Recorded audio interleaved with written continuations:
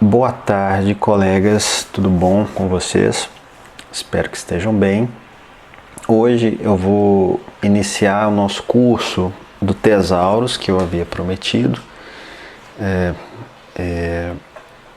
Eu não sei exatamente quantos vídeos serão, eu acho que vão ser no máximo umas 8 aulas, não mais do que isso, mas eu não vou definir um número exato não, porque às vezes falta alguma coisa e com a flexibilidade do YouTube, onde você pode encaixar vídeos antes e depois, eu vou deixar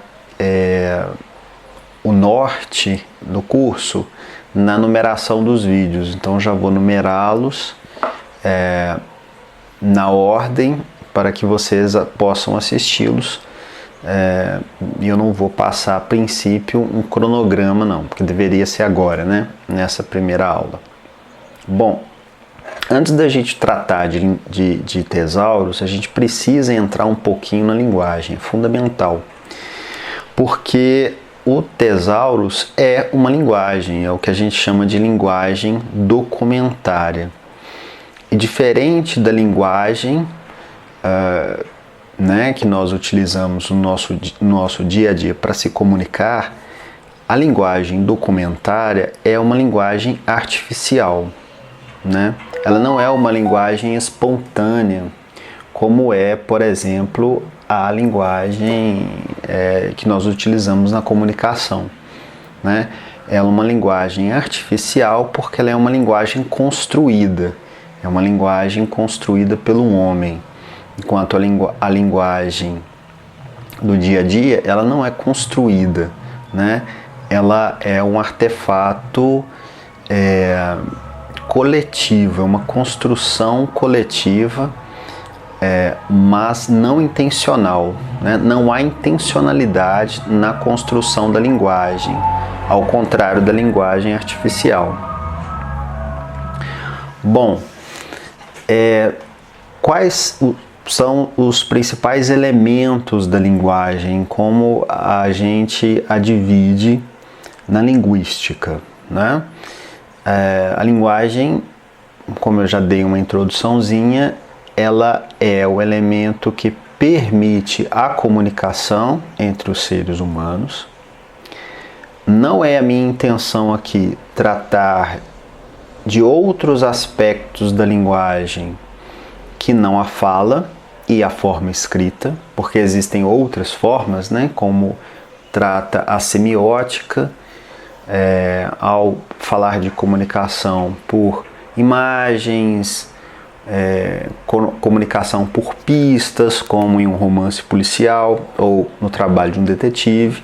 Então esses tipos de linguagens eu não vou tratar aqui porque não se aplica ao âmbito do tesaurus. O tesaurus trata apenas da linguagem escrita. Eu vou falar um pouquinho só de fala, mas vou concentrar tudo aqui com relação à linguagem ao aspecto da escrita, porque é a linguagem que o tesaurus se debruça sobre, né? O tesaurus, a sua construção se dá tendo em vista a linguagem textual, a linguagem escrita. Neste âmbito, então, da linguagem escrita, a gente tem, né, a linguagem ela pode ser dividida em fonologia, morfologia, sintaxe e semântica, que são aqueles elementos básicos que nós aprendemos nas escolas, que eu vou repassar aqui bem rapidamente com vocês. E todos eles são importantes para a gente construir um tesaurus. Bom, a fonologia, como vocês devem lembrar da escola, estuda os sons das palavras. Então, na fonologia, a gente está no âmbito do som, né? Ou, no caso aqui, das letras, como a gente está tratando da linguagem impressa. E a menor unidade da fonologia é o fone, né? O que é o fone? O fone é um som. Para que a gente construa uma palavra, né, fale uma palavra, ou escreva, aqui eu vou subverter um pouquinho o que a linguística trata, mas para simplificar, tá? Para que a gente possa escrever uma palavra ou falar essa palavra, a gente precisa de um conjunto de sons que, articulados juntos, formam uma frase, formam uma palavra. Esses sons, isoladamente, a gente chama de fone. Para representar este fone, a gente institui as letras. E cada língua vai instituir, né, para os seus fones as suas respectivas letras. Tá certo? Perdão. Eu coloquei o exemplo aí de comprou, né, que é um verbo no pretérito perfeito.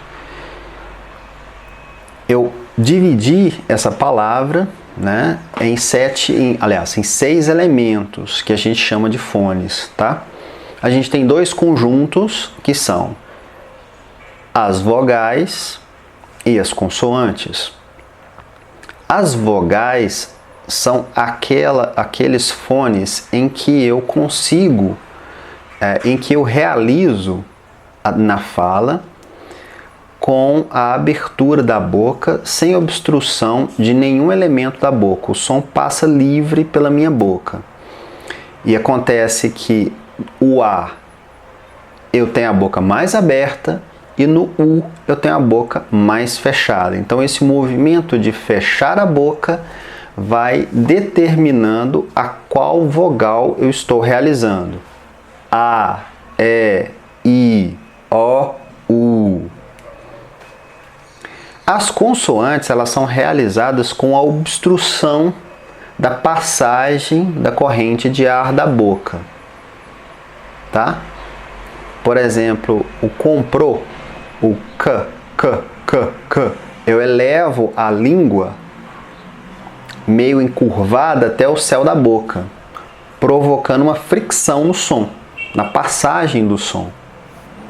O ma do M aí, ó, como é que eu pronuncio ele? Como é que eu realizo ele? Encostando os lábios. Ma, igual pá, pá. Tá? E aí eu vou formando. Então, a obstrução, consoante, o som passa livremente pela boca, vogal, né? E eu separo os sons, que são as unidades mínimas, e aí eu encontro o fone. Então, nessa palavra comprou, né, eu tenho 6 fones, embora eu tenha 7 letras, mas é porque na hora que a gente realiza, a gente não realiza o comprou, né? A gente fala comprou. Então tem 6 fones. Bom, agora a morfologia. Se a fonética ela está no âmbito do fone, né?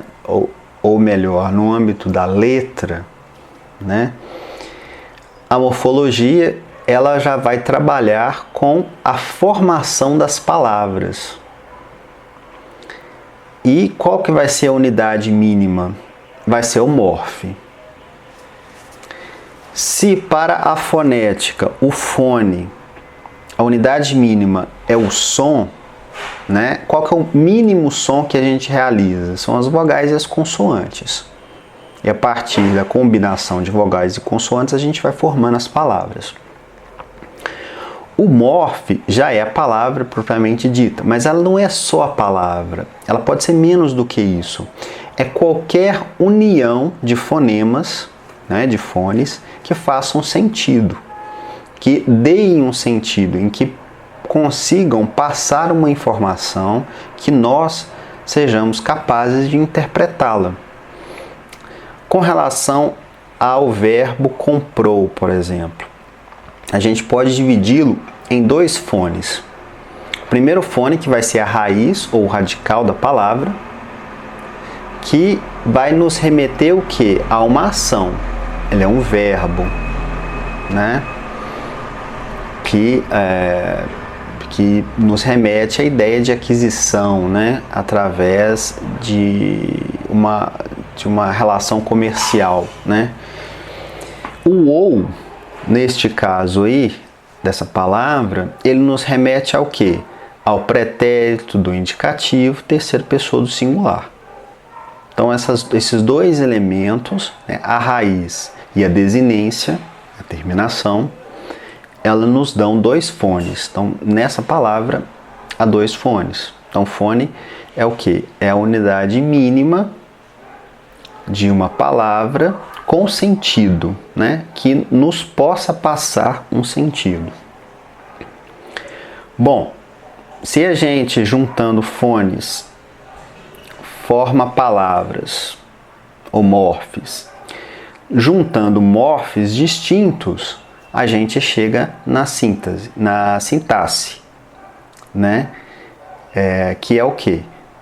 É o estudo da organização das palavras em uma frase, por exemplo. Então, quando a gente agrupa as palavras em uma frase, este agrupamento é estudado pela sintaxe. E qual que é a unidade mínima da sintaxe? A unidade mínima é o sintagma.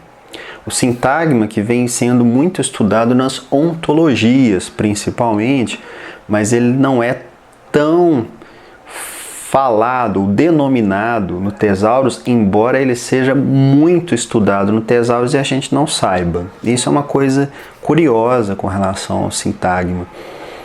E a gente vai ver como ele é muito aplicado ao Tesaurus, né? Embora eu tenha conversado com alguns colegas e pouca gente sabe o que é o sintagma, curiosamente. Porque o sintagma é uma coisa difícil. Na linguística ele é complicado.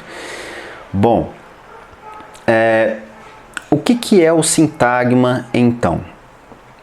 O sintagma, ele vai ser a unidade mínima de sentido na semântica. Aliás, na sintaxe, a gente está tratando da questão da sintaxe. Quais são as unidades que a gente já conhece da sintaxe? Sujeito, predicado, objeto. Esses são os elementos mínimos, né? Que são aqueles conjuntos de palavras, né? É o conjunto mínimo de palavras dentro da frase que forma a sintaxe. Então, às vezes eu posso ter, no caso dessa frase que eu coloquei aqui, ó, o Pedro comprou um carro, né? Duas palavras que o Pedro dão esse sintagma que é o sujeito. Comprou dá o sintagma que é o predicado, o verbo, né? E um carro dá o sintagma que é o objeto. Então, nesta frase, nós dizemos que há três sintagmas. Tá? E por fim, a gente chega na semântica. A semântica, ela vai estudar o sentido das palavras. E a menor unidade é o signo. Aqui é o ponto central. Esse daqui é o mais importante para a gente, tá? Então, a partir de agora, tudo que eu vou falar de linguagem praticamente vai ser sobre semântica e vai ser sobre o signo, né? Então, o meu objetivo aqui vai ser esclarecer o que é o signo. Então, tá um exemplo aí, o mesmo exemplo, né? Pedro comprou. Eu tirei os artigos para facilitar, porque se eu colocasse os artigos aqui, a gente ia ter que analisar a semântica deles e não ia ser legal a gente fazer isso agora, né? Então eu tirei. Mas Pedro comprou carro. Então Pedro, semanticamente, nós sabemos que é um indivíduo. Provavelmente um ser humano. Provavelmente um ser humano de um país de língua portuguesa, né? Ou língua espanhola. Mas nós não sabemos absolutamente nada sobre esse indivíduo, tá? A gente sabe que é um ser humano, a princípio. A gente não sabe se é um ser humano na verdade. Ele pode ser um objeto, inclusive, da ficção. e ele não existe de fato no mundo real, né? Então, embora essa palavra tenha alguma força de sentido, ainda é muito pouco, analisando a palavra semanticamente com o que nos foi dado aqui.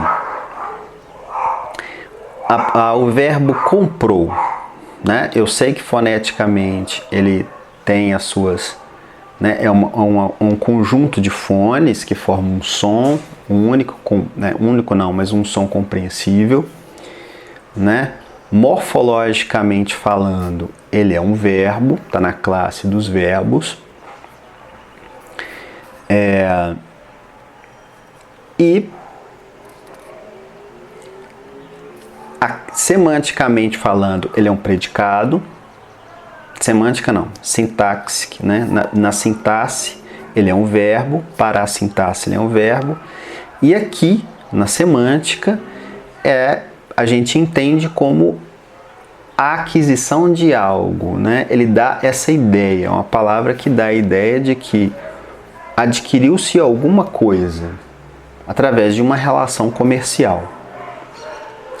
E a palavra carro, né? Mesma coisa, são um conjunto de fones, né? Um conjunto de sons ou um conjunto de letras grafadas, que morfologicamente trata-se de um nome ou um substantivo.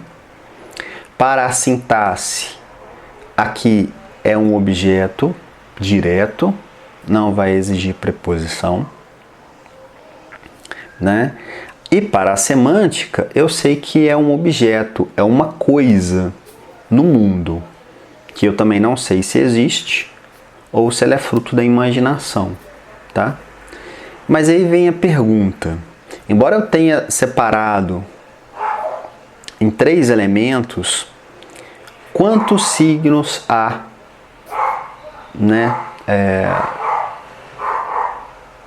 nessas palavras? Porque, olha, veja bem, a gente não está analisando mais, embora eu tenha trazido como exemplo uma frase, a gente não está analisando a frase mais. A gente só analisa frases no âmbito da sintaxe. A semântica, a gente vai ter que analisar esses objetos individualmente. Então, para eu dizer quantos signos há, eu tenho que perguntar assim: quantos signos há em Pedro? Quantos signos há em comprou? E quantos signos há em carro? Isso vai ficar mais claro a partir daqui a pouco. Estou deixando um mistério ainda, porque eu vou explicar isso melhor, vai ficar claro.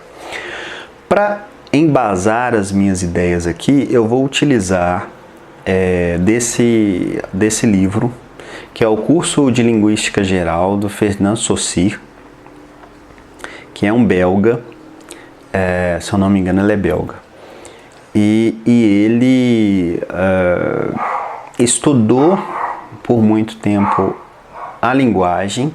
Ele criou uma coisa que chama estruturalismo. O estruturalismo que depois ele vai ser importantíssimo para quase todas as áreas do conhecimento, principalmente para a filosofia. A filosofia vai se apropriar dessa ideia de estruturalismo e vai começar a embasar todas as suas teorias no estruturalismo.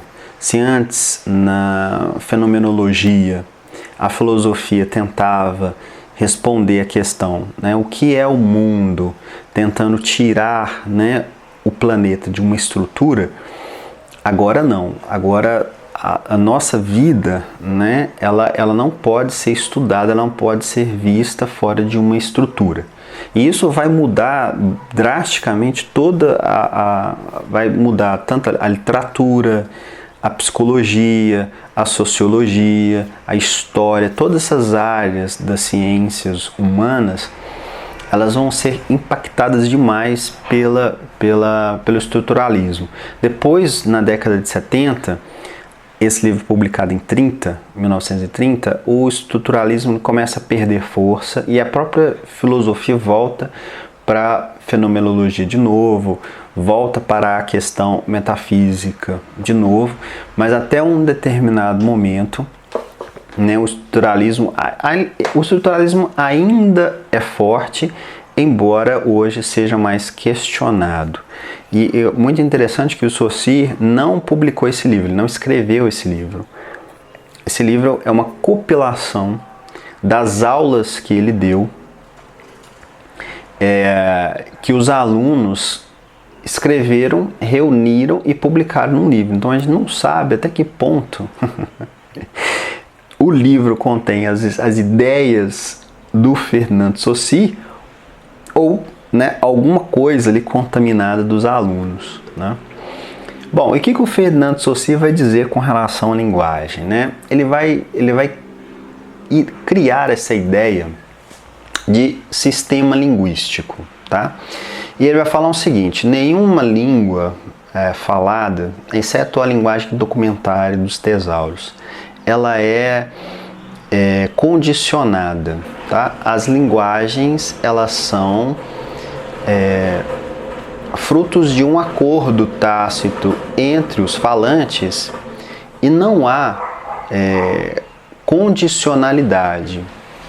As línguas são criadas de forma espontânea, não há controle, não existe, de acordo com ele, formas de você controlar a língua, né? E ele vai dizer o seguinte: embora você possa montar gramáticas, como existe a nossa gramática tradicional, né, com as regras, o que você está fazendo, na verdade, é olhando para os vários dialetos que existem, né, como as pessoas falam, porque comunidades distintas vão falar de modos distintos, isso é natural, né, são os dialetos, são os regionalismos, né?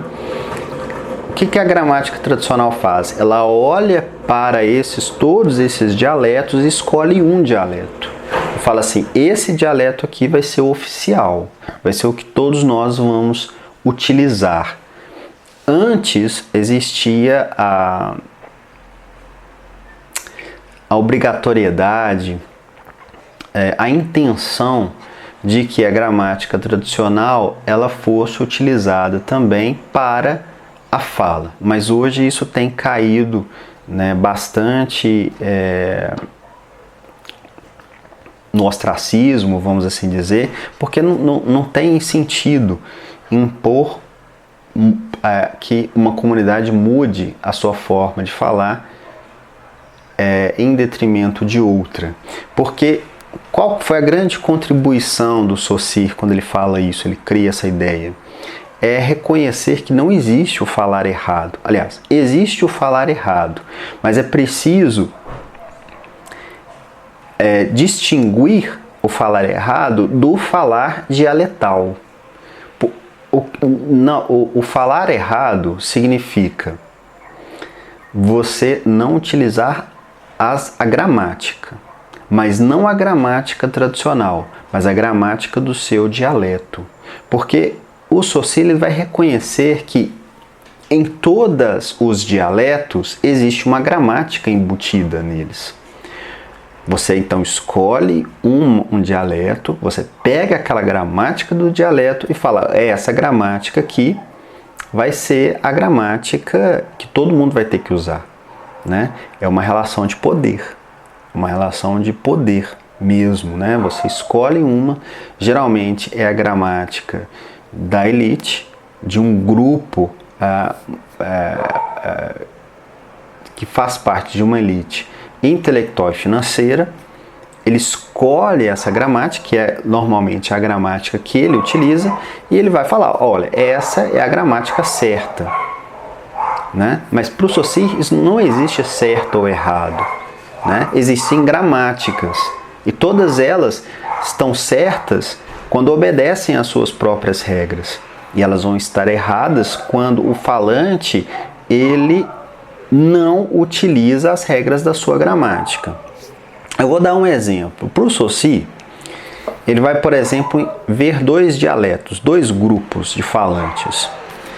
Ele vai olhar lá o dialeto 1, ele vai observar que as pessoas falam nesse dialeto 1, todo mundo fala a mesma coisa. os meninos compraram o carro. O que eu estou chamando de todos falam a mesma coisa? Primeiro, todos os falantes eles concordam o artigo com o substantivo. Então, os meninos sempre concorda. A menina, as meninas, o menino. Sempre vai concordar.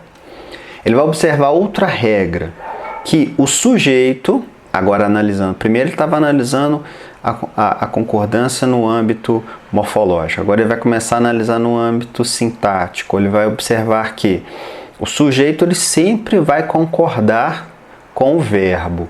Então, se o sujeito está no plural, o verbo vai para o plural. Se o sujeito está no singular, o verbo vai para o singular.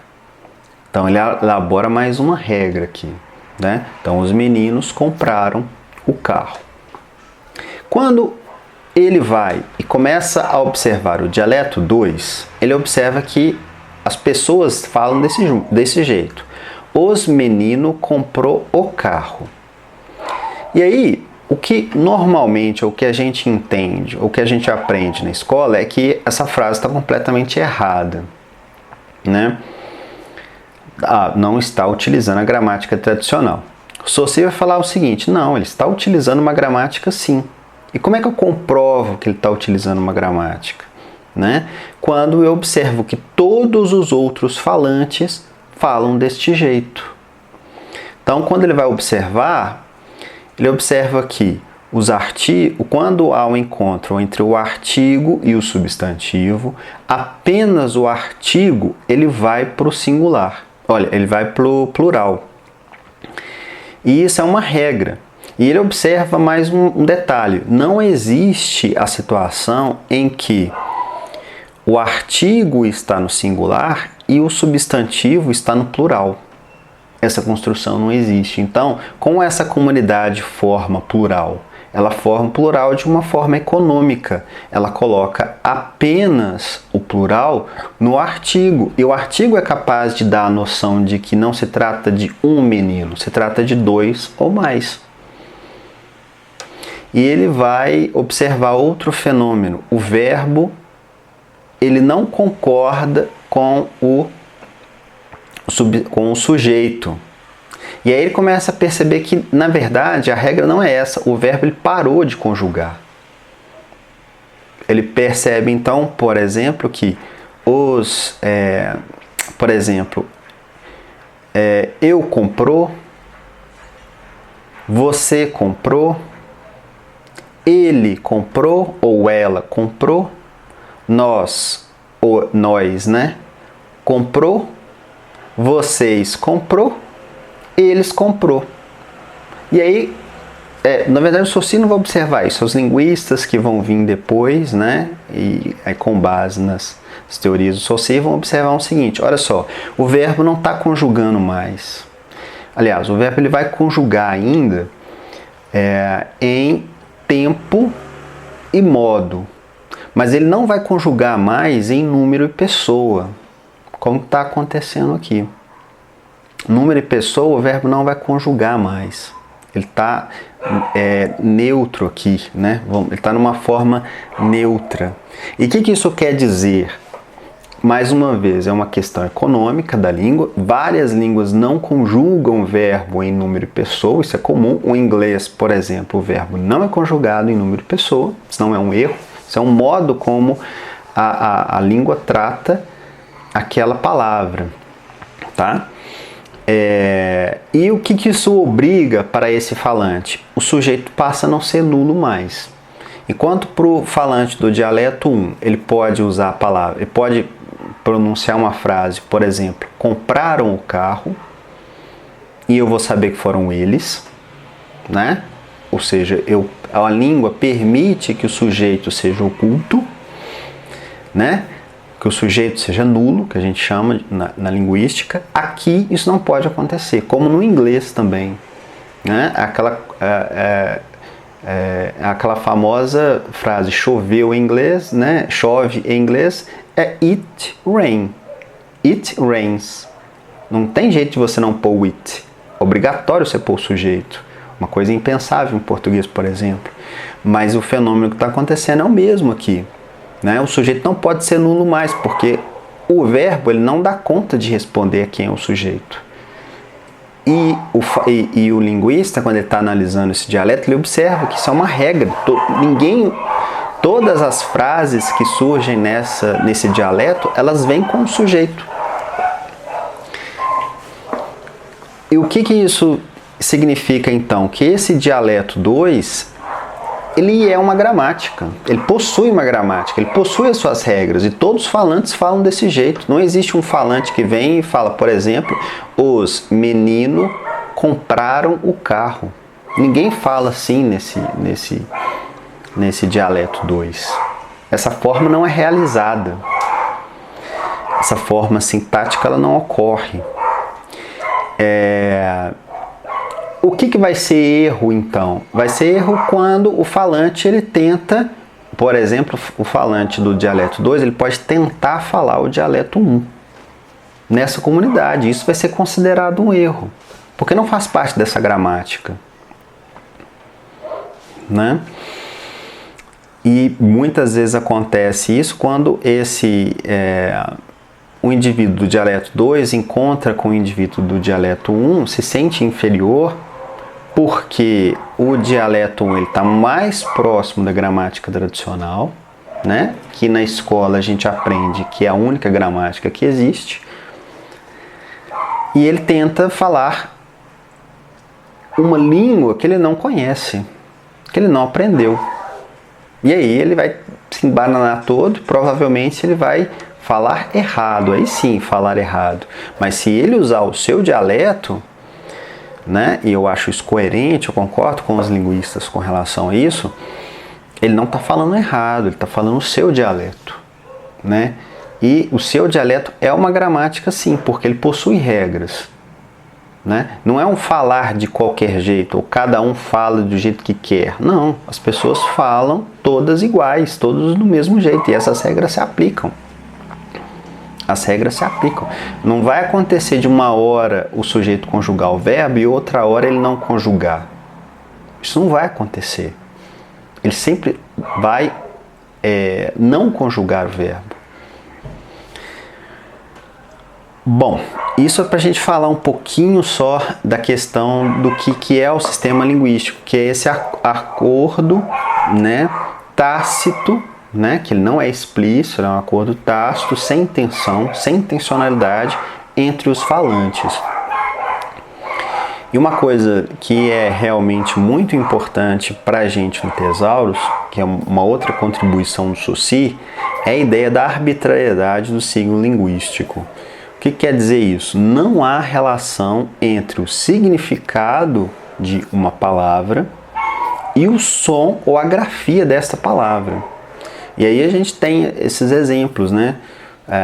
Se houvesse relação, se o signo linguístico ele não fosse arbitrário, né? Essa relação entre o significado e a sua forma, tá? Que pode ser um som ou pode ser uma palavra escrita, se não existisse, se existisse essa relação, se não fosse arbitrário, sem intencionalidade, né, todos nós falaríamos, ou se houvesse uma relação, né, entre o som, por exemplo, e o significado, todos nós, na humanidade, falaríamos a mesma língua, não existiria línguas diferentes, né? Então, livro, book, aí eu coloquei livro aqui em russo. Essa é eu acho que esse daqui eu até já esqueci, já tem tanto tempo que eu fiz esse slide. Aqui tem coreano, que quer dizer shu, que também quer dizer livro, tá? Niga, eu nem sei mais, eu acho que né, não sei. Eu não sei se aqui é Kenga, a pronúncia, né, em russo. Bom, mas há os idiomas e isso remete a essa ideia de que o signo linguístico ele é arbitrário. Não há relação entre o significado da palavra e a sua forma ou o seu som. tá? E isso nos chega à explicação do que é esse bendito signo linguístico. O signo linguístico é a relação que existe entre o significante e o significado. Provavelmente vocês já ouviram falar sobre isso. O significante é a forma, vai ser sempre a forma. Ou ele vai ser o som, casa, casa, ou a forma escrita, C-A-S-A. Esse é o significante. E o significado vai ser aquilo que ele representa, a ideia que nós temos da coisa, né? Para os linguistas, o significante é a imagem acústica e o significado é o sentido. Mas eu não vou entrar neste nível de detalhes não, porque é um pouco complicado. Mas vocês já conseguiram entender que o significante é a forma como a gente representa um objeto ou uma coisa no mundo, e o significado, aquilo que lhe dá sentido, eu já estou por satisfeito. Mas a gente vai entender isso melhor com outros exemplos, isso vai ficar mais claro. Vamos ver situações então, isso para a gente conseguir distinguir bem o que é o significante e o que é o significado. Tá? Lembrando sempre que o signo é a relação entre os dois. É a relação entre os dois. Então, se, por exemplo, eu tenho palavras como estas 3 palavras que eu coloquei aqui: chapoletada, carraspana e janota. Eu não sei o que significam essas palavras. Pelo menos eu não sabia antes de montar esse curso aqui, né? Então, eu não tinha, com essas palavras aqui, alcançado o signo linguístico. Por quê? Porque eu tinha o significante delas, a forma como elas estão escritas aqui, né? Um C, um H, o A, por aí vai, ou então o som dela, né? Chapoletada, chapoletada. Então eu tinha um significante, mas eu não tinha o significado.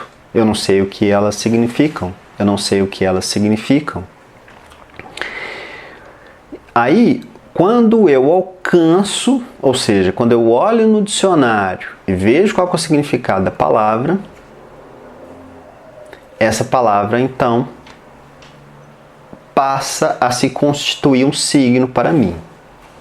Então, por exemplo, quando eu escuto uma língua estrangeira que eu não domino, às vezes eu vou alcançar o significante, embora eu tenha uma dificuldade tremenda até de distinguir os significantes, né?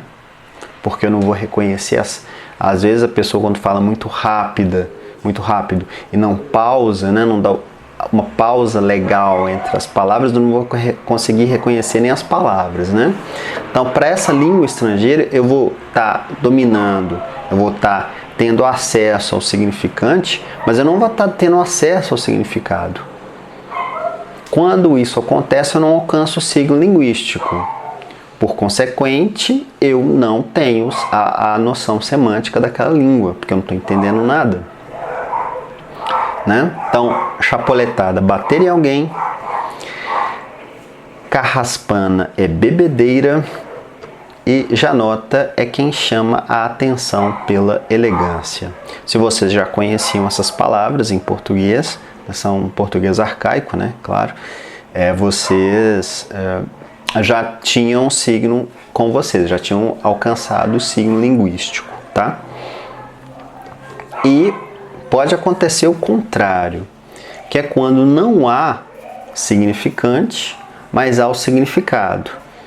Entenda aqui que não há significante, analisando essa imagem aqui, ó, esse plástico que fica no cadarço, entendendo que a gente está tratando da linguística, não da semiótica, porque para a semiótica essa foto já seria o significante, tá certo?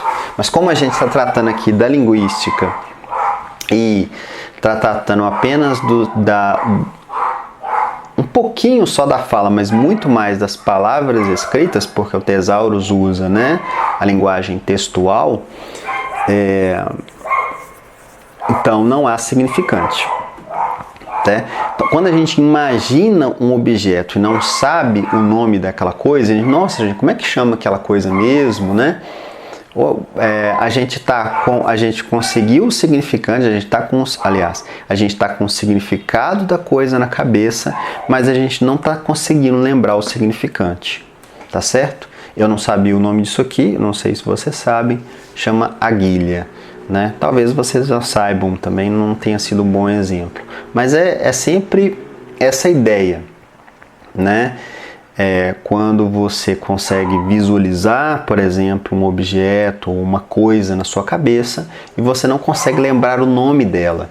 Neste caso, você tem o significado, mas você não tem o significante, você não tem a forma correta de representar aquele objeto.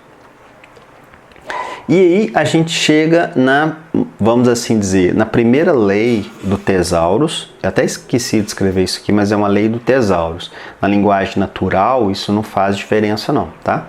Mas é uma lei básica do Tesaurus. E aí começa a distinguir uma linguagem controlada de uma linguagem natural, né? De uma linguagem artificial, criada pelos seres humanos, de uma linguagem arbitrária e não intencional, que é a relação que existe entre o significante e o significado. Para o Tesaurus, um significante só pode ter um significado.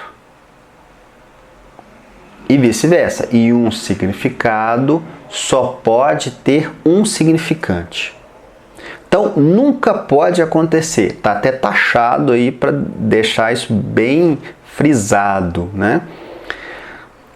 2 ou mais significantes com apenas um significado, isso não pode acontecer jamais.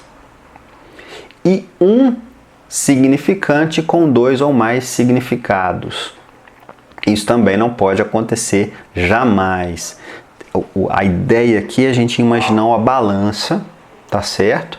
E essa balança ela tem que sempre estar com os dois lados com a mesma medida, né? Não pode nunca um lado pesar mais do que o outro, tá certo? Eu vou mostrar exemplos das situações de que não podem acontecer, de exemplos dessa relação desigual, né?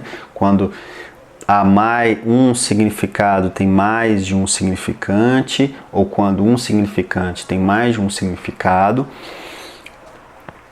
E nesse primeiro momento eu vou mostrar só como a língua se mostra pra gente, porque a gente está numa aula de linguagem. Na próxima aula que eu vou entrar mais, eu vou entrar no Tesaurus, eu vou tratar de Tesaurus, aí eu vou mostrar como o Tesaurus resolve estes problemas de ambiguidade da língua, tá? Antes a gente vai tratar de 5 relações linguísticas. Quais são essas 5? É a relação paradigmática, a relação sintagmática e as relações de equivalência, de hierarquia associativa, tá? A relação paradigmática ela está no âmbito morfológico. A relação sintagmática está no âmbito sintático, né? Porque o sintagma é a menor unidade da sintaxe. E as relações de equivalência e hierarquia associativa, elas estão no âmbito semântico. Inclusive, essas 3 que têm mais destaques no Tesaurus propriamente dito, embora as outras relações também sejam importantes. Bom, vamos começar com a relação paradigmática. Lembra lá, a gente está na relação a relação paradigmática, ela é no âmbito da morfologia, tá certo? Aqui, o que está acontecendo? Está acontecendo uma transformação nas palavras, né? Tá vendo que está mudando, ela tem a mesma raiz, mas as desinências estão sendo alteradas, né? As desinências aqui, elas estão passando para a gente a informação de que há uma variação de número e de pessoa, né? Comprei, compraste, comprou, compramos, comprastes e compraram, tá? O que é a relação paradigmática? É sempre quando a palavra ela sofre uma alteração, tá certo? E esta alteração, ela é uma alteração padrão, ela se torna um paradigma. Eu tenho então esse conjuntinho aqui, ó, de terminações que estão em vermelho, que elas vão se aplicar a todos os verbos terminados em AR. Então, o que eu preciso fazer? Eu preciso apenas memorizar o paradigma, memorizar a regra e substituir aqui, desde que o verbo seja regular, claro, por qualquer raiz de verbo terminado em AR. A mesma coisa aqui com os verbos terminados em ER e a mesma coisa aqui com os verbos terminados em IR. Então eu tenho os paradigmas. A gente vai ver mais à frente que o Thesaurus utiliza o paradigma para a substantivação de palavras, sejam elas advérbios, sejam elas verbos propriamente ditos, adjetivos, né? Então todas as palavras que elas não são nominais propriamente dito, mas os verbos e os adjetivos e os advérbios, elas vão ter que passar por um processo de substantivação no Thesaurus. E isso é uma regra, né? Então tem as regras que a gente vai ver mais para frente, que, ou seja, é o paradigma, né? É o axioma. Bom, e a relação sintagmática? Vamos lá. A relação sintagmática eu já tinha comentado que é o seguinte, que você tem os sintagmas, né, que é a menor unidade, já definidos na linguística. Há uma distinção entre os sintagmas. Isso é legal porque o sintagma é uma construção, né? É um jeito como a gente olha o mundo. Do mesmo jeito a morfologia. Eu vou explicar isso melhor. Para a gramática tradicional, né, Bechara ou Celso Cunha, a menor unidade, né, os sintagmas são sujeito, predicado, objeto, pode dividir em objeto direto, objeto indireto, e os adjuntos, né, adjunto adnominal, adjunto adverbial, por aí vai. Esses são os elementos, né, o vocativo, esses são as unidades mínimas, né, são os sintagmas que a gramática tradicional criou para poder analisar as frases de modo, né, no âmbito da sintaxe. A linguística, por exemplo, vai falar o seguinte: não tem nada disso. O que você tem é um sintagma nominal, que são os nomes, né? E você tem um sintagma verbal, são aquelas palavras que nem sempre falam simplesmente de ação, mas também dão a noção de estado, de situação, né, em que não é uma ação propriamente dita, né? Então, por exemplo, para a linguística, para essa frase, Pedro matou Ana, você tem um sintagma nominal, que são, e ali a outra frase também, Ana matou Pedro, é a mesma, só mudei as pessoas. Então você tem os sintagmas nominais, eu até coloquei ele aqui, ó, mas eu vou explicar por quê. Pedro e Ana, né? E o sintagma verbal, matar e amar, porque nesse aqui Pedro matou Ana, nesse aqui Ana ama Pedro. E qual que é a ideia? É que você pode substituir. O que faz esse elemento aqui, ó, ser considerado um sintagma nominal e este elemento aqui ser considerado um sintagma verbal? Né? A nossa capacidade de substituir, porque é um conjunto de palavras que a gente está agrupando por similaridade no âmbito da sintaxe. Então, se eu colocar aqui a Ana matou Pedro, a frase faz total sentido sintático. Então, essas duas, tanto Ana quanto Paulo, fazem parte do mesmo sintagma. E eu posso substituir por ele aqui, ó. Ele matou Ana, pode sim, Pedro matou ela. Então, todas essas palavras fazem parte do sintagma nominal. Elas podem ser substituídas porque elas fazem parte de um mesmo agrupamento de palavras que têm as mesmas características sintáticas. A mesma coisa com o sintagma verbal. Posso substituir essa frase matou, amou, né? Pedro, beijou, abraçou, né? Cantou para Ana. Então posso substituir por outro conjunto de palavras. O que eu não posso fazer é substituir um sintagma verbal por um sintagma nominal. Não vai fazer sentido essa frase. Por exemplo, Pedro, ele, Ana. Nós não sabemos o que isso quer dizer, porque a gente destruiu a relação sintática que existe entre essas palavras. A relação sintática que existe no português, ela é sujeito, verbo, objeto, né? É o SVO. Isso é importantíssimo. Então, todas as nossas frases, a maior parte das nossas frases, elas são construídas sobre esse paradigma. SVO, sujeito, verbo, objeto. Mas isto é uma construção, tá vendo? Que para a gramática tradicional, isso aqui vai ser sujeito, isso aqui vai ser predicado, isso aqui vai ser objeto.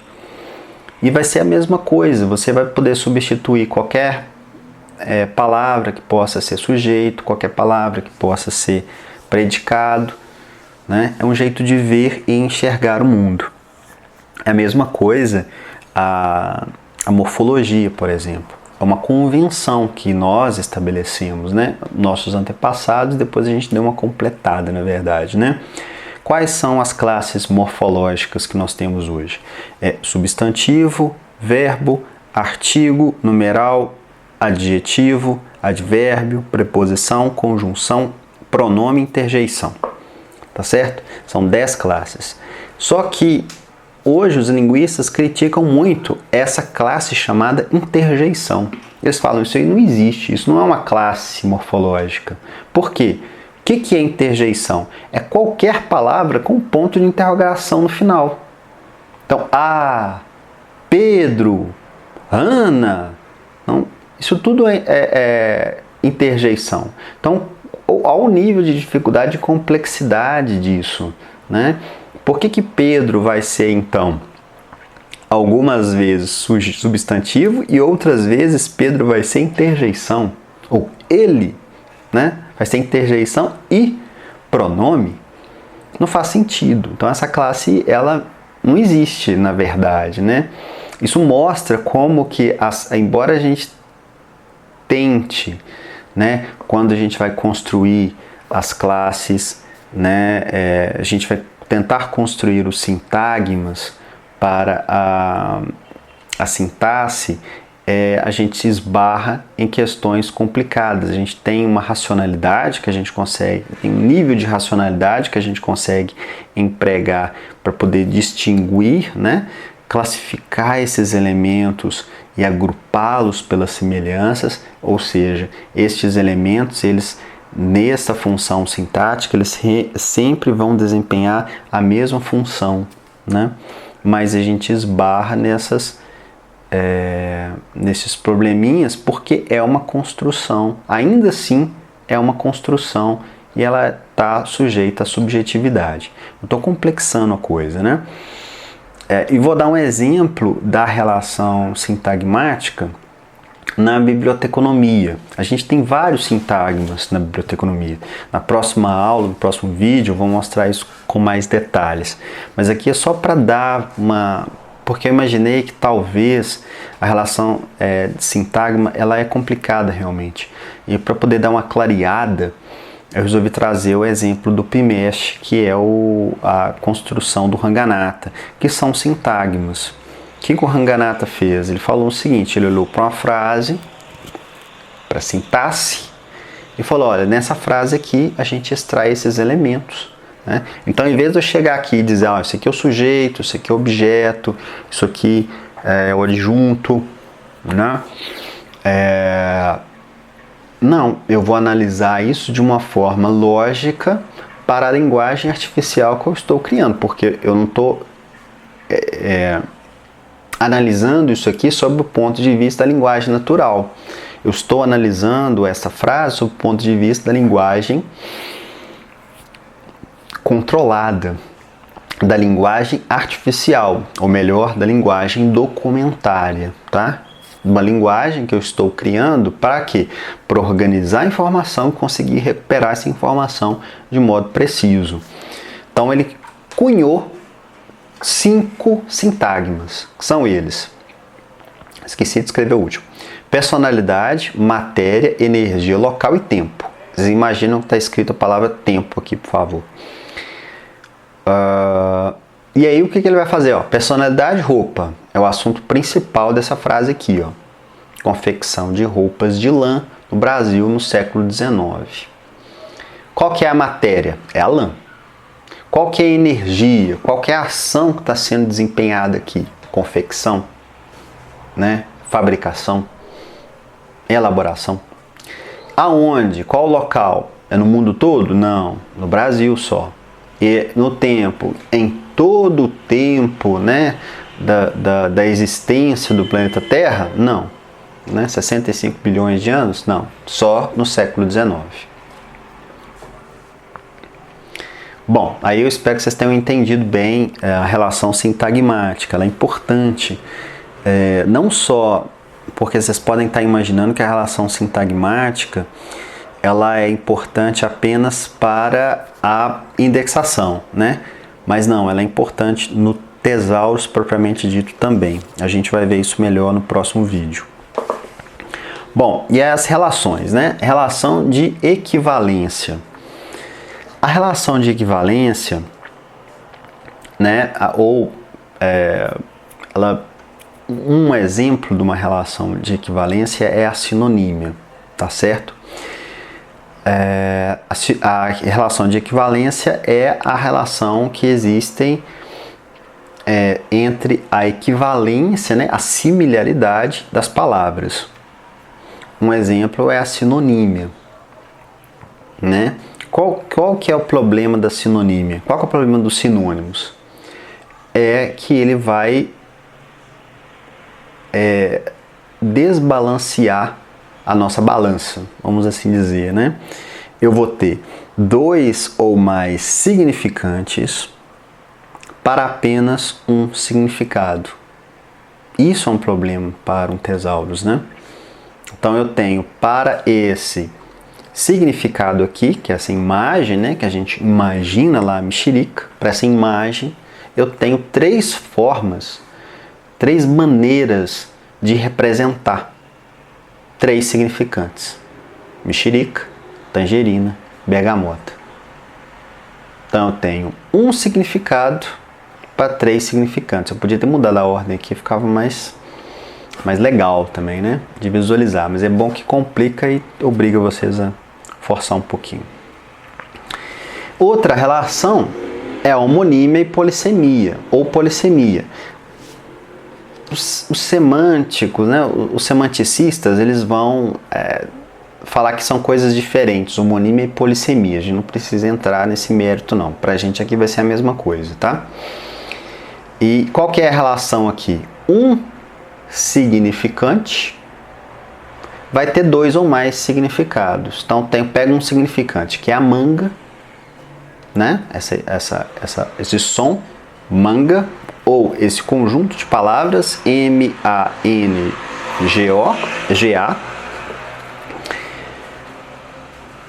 possui mais de uma imagem que pode suscitar na minha cabeça. Eu posso, quando a pessoa fala manga, eu posso imaginar uma fruta, eu posso imaginar um vestuário, ou posso imaginar ainda uma cidade de Minas Gerais que tem o nome de Manga. Né? E aí, na linguagem natural, eu perguntarei, mas qual manga que você está falando? Manga de roupa ou manga de fruta? Né? Mas isso é um problema para um tesaurus, né? Não pode acontecer essa relação desigual entre significante e significado. um significante só pode ter um significado e a gente tem que resolver esse problema no Tesaurus, que vai ficar para a próxima aula. Aqui a gente está só analisando ainda, conhecendo as relações, né, semânticas, as relações linguísticas, melhor, né, as relações de linguagem da língua, né? E a relação hierárquica, que é a relação que existe entre as palavras, né, de uma palavra ela conseguir abarcar todo o conceito da outra palavra. Então, quando a gente analisa, por exemplo, a relação entre agricultura e pecuária, para eu dizer que existe, né, uma relação hierárquica entre agricultura e pecuária, eu tenho que entender que todo o conceito de agricultura ele está contido na agropecuária. E a agropecuária é parte do conceito de agricultura. E por aí vai, a mesma coisa. Frutas é uma parte do conceito de agricultura.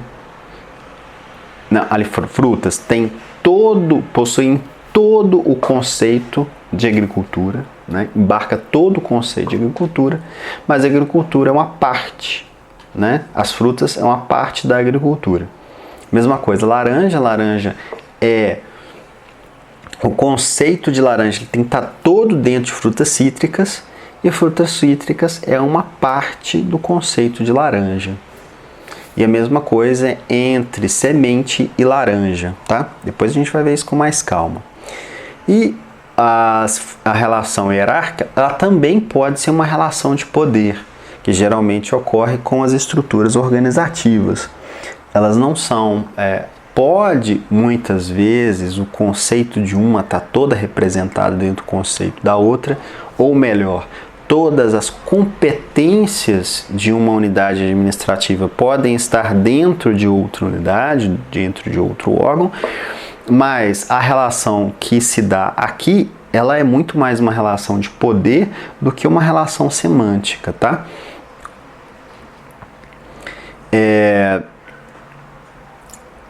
E aí, uma boa imagem para a gente tentar entender o que é a relação, né, hierárquica é essa imagem de um quebra-cabeças, tá? O quebra-cabeças como um todo, ele todo montado, é o termo geral, vamos assim dizer, é o termo principal, né? O termo geral. E os termos específicos, eles vão compondo, né? Eles vão compondo o termo geral, né? Então, né, essa junção de cafeicultura, né, floricultura, articultura, silvicultura, isso juntando, assim, juntando essas peças, quando você olha para o tabuleiro é a agricultura, que é o quê? São todas essas práticas de cultivo específicas, né?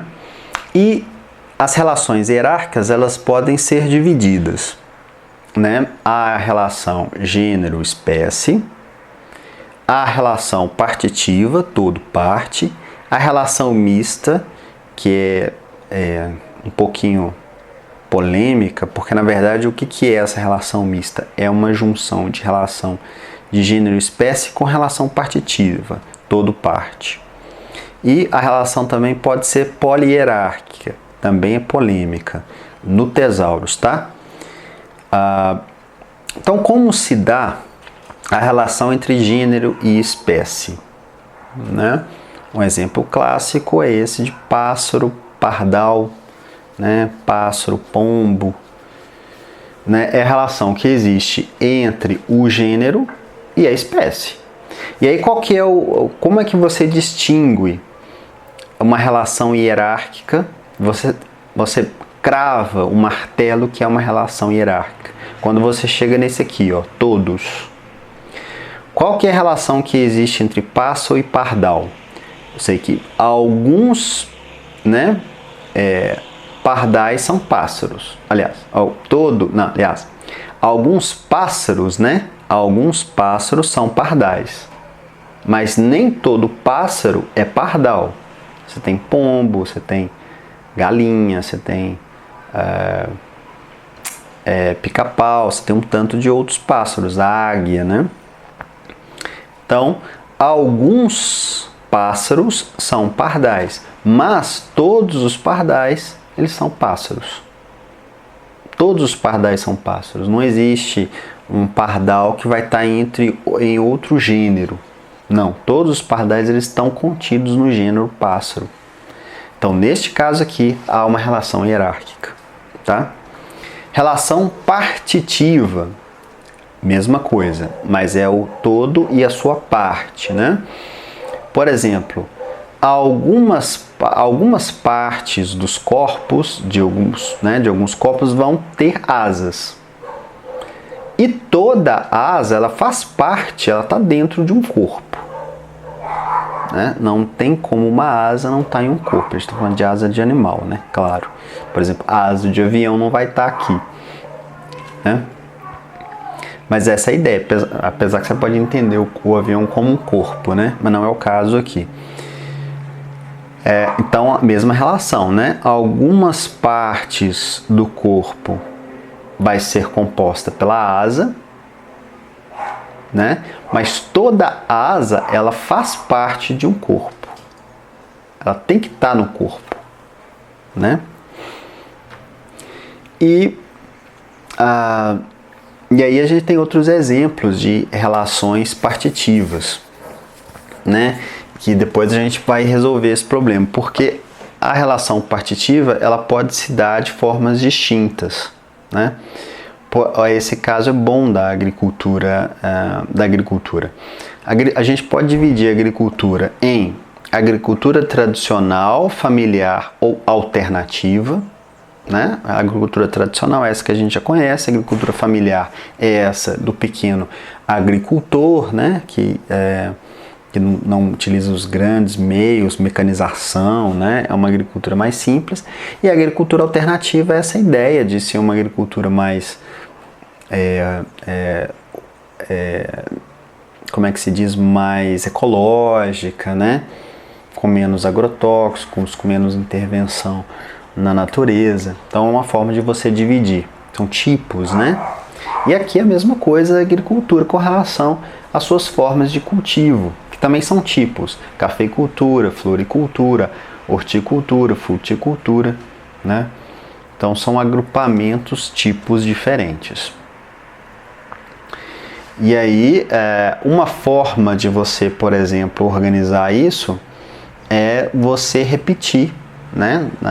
Na linguagem tradicional, né? Aliás, na linguagem natural, a gente faria uma estrutura hierárquica deste modo. A gente iria dividir. A cafeicultura ela iria aparecer tanto na agricultura tradicional, quanto na agricultura familiar, quanto na agricultura alternativa, né? O que ia mudar é o método como eles iriam empregar a cafeicultura ou como eles iriam empregar a floricultura. Bom, isso aí depois a gente vai ver que isso aqui é um problema para a gente resolver no Tesaurus, tá? Né? Isso aqui entra um pouquinho na questão da classificação facetada do Ranganatha, né? Isso aqui a gente tem que resolver esse problema no Tesaurus. Geralmente isso acontece na relação partitiva mesmo. E a relação mista, tá? A relação mista é vai misturar a relação partitiva com relação gênero-espécie. Por exemplo, nesse conjuntinho dessas duas aqui, ó, relação entre agropecuária e agricultura é uma relação entre todo e sua parte, né? A agricultura é uma parte da agropecuária, tá? Mas a relação entre frutas e frutas cítricas e laranja é uma relação entre gênero e espécie, né? A laranja é uma espécie de frutas cítricas e a frutas cítricas é uma espécie de frutas. E a relação aqui, ó, que existe entre laranja e semente, ela é uma relação, vamos assim dizer, mal construída. Por quê? Porque, bom, você pode entender que a semente ela é uma parte da laranja. Isso é possível. Mas essa relação, como está aqui no asterisco, ó, ela está mais para uma relação associativa. Por quê? Nem toda semente é de laranja. E nem toda laranja é composta só de semente. Então não existe uma relação de dependência entre esses dois aqui, ó, como existe uma relação entre, por exemplo, frutas e frutas cítricas. Todas as frutas cítricas são frutas. Toda a agricultura faz parte da agropecuária. Mas nem toda semente é semente de laranja. Tá aqui eu estou cantando qual vai ser a diferença que a gente vai estabelecer entre uma relação hierárquica e a relação associativa. A relação polihierárquica, a gente tem aqui, quando a gente tem um termo específico, ele vai possuir o quê? Dois termos gerais. Essa é a relação polihierárquica, tá? Um exemplo, por exemplo, o instrumento de teclado. Ele pode ter tanto como termo geral um instrumento musical, como também órgão de igreja, né? Ele faz parte desse, aqui é a relação partitiva, né? Todo parte. A mesma coisa bioquímica aqui, ó. A bioquímica, ela tanto pode ter o termo geral dela, a química, como pode ter o termo geral biologia. Né? Mais um problema para que a gente precisa resolver, né? Vamos assim dizer, não é um problema na linguagem natural, claro, mas quando a gente está construindo uma linguagem artificial, passa a ser um problema que a gente tem que resolver. E a relação associativa. A relação associativa, o que a gente fala que é? É uma quase relação de equivalência e é uma quase relação de hierarquia, tá? É uma quase, é sempre uma quase. Então, a primeira relação que a gente pode enumerar aqui, citar, né, é a relação de quase equivalência. Então, é a relação que existe de quase sinônimos. E isso se dá na relação entre objeto, ação e agente, tá? Ou na relação de oposição também, que aí não é uma quase equivalência, né? As palavras são opostas, mas mesmo na oposição há uma equivalência, né? A oposição força a aproximação dessas palavras, né? Bom, vamos ver a relação de quase sinônimos primeiro, né? Por exemplo, discriminação sexual e assédio sexual, né? Não é a mesma coisa, mas elas são muito próximas, né? A discriminação é um ato, né, de você separar o indivíduo ou desprezar aquele indivíduo, né, em detrimento, né, da sua sexualidade. O assédio sexual já é uma prática criminal, né? Você vai ofender a pessoa propriamente dita, você vai causar um mal àquela pessoa. Não que a discriminação não cause também, né? Mesma relação existe entre desenvolvimento social, por exemplo, e indicador social. Não existe uma relação entre essas palavras de equivalência, por exemplo, que você possa anular uma e autorizar a outra. Elas são quase sinônimos, por isso que a gente fala que existe uma relação associativa entre elas. Elas possuem muitas características que as aproximam, mas possuem algumas poucas características que as distinguem e não permite com que elas sejam sinônimas, tá? Escravidão e trabalho escravo, né? Ou inclusão social e política social, embora essa também a gente possa considerar no todo e parte, dependendo do conceito que você vai definir para a inclusão social. A inclusão social pode ser uma parte da política social, desde que você entenda, e aí para ser relação hierárquica tem que ser isso, desde que você entenda que toda a inclusão social, ela faz parte de uma política social para o seu tesauros, né? Estou aqui falando já de tesauros, estou antecipando. Mas a ideia é a gente entender que essas palavras, elas não são sinônimas, né? Mas elas têm elas compartilham tantas características que elas são muito próximas, muito próximas. E a relação que eu tinha comentado entre objeto, ação e agente, né? O que é isso? Por exemplo, entende notícia como objeto, o jornalismo, né, como a prática de exercício desse objeto, e o agente, aquele que exerce de fato esse objeto. Então existe uma relação, né, entre essas palavras, entre notícia, jornalismo e jornalista. Não são a mesma coisa. Aqui, percebam, a gente, para fazer essa análise, a gente está utilizando de sintagmas.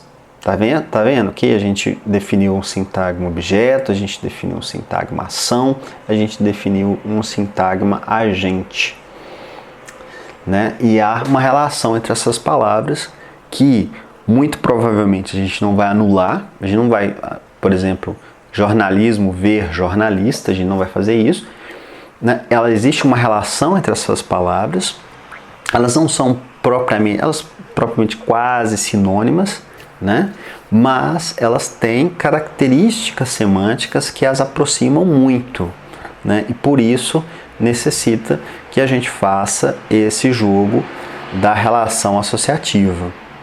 Sexualidade, discriminação sexual mulher, crime, investigação detetive, roupa, costura, costureira, veneno, intoxicação, vigilante sanitário. A gente sempre pode fazer essas relações, né? Isso ajuda a gente a construir essas relações, entender a relação de objeto, ação e agente.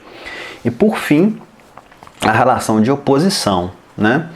Liberdade sexual versus violência sexual, igualdade racial versus discriminação racial, direito à igualdade versus desigualdade social, homem versus mulher, liberdade versus escravidão.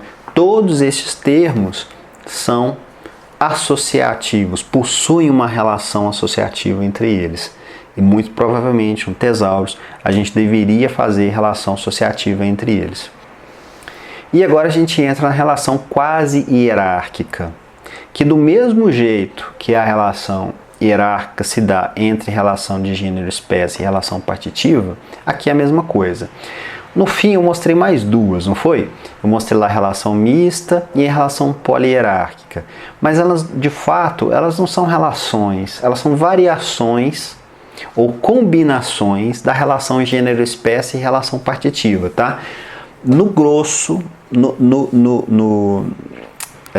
na prática, assim, né? No duro, só existem essas duas relações hierárquicas, gênero-espécie e relação partitiva. Simplificando ao máximo, é isso. E depois a gente vai ter variações dessas, tá?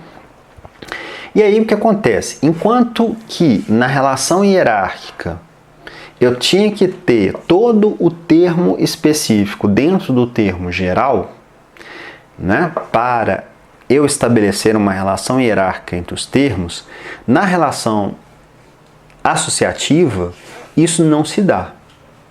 Então, o pardal, por exemplo, nem todo pardal vai ser animal doméstico.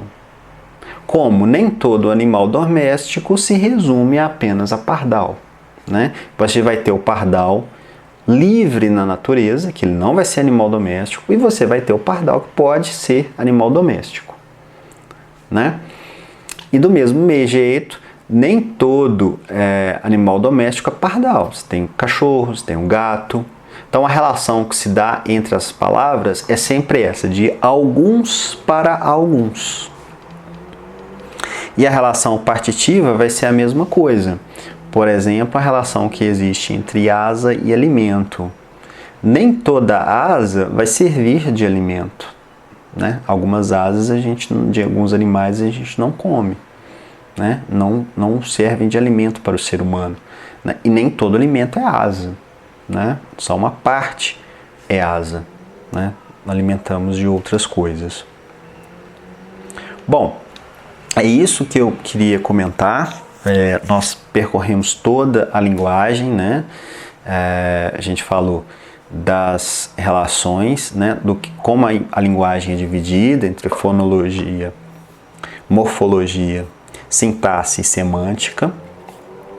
A gente entrou nas relações, né? As relações de linguagem.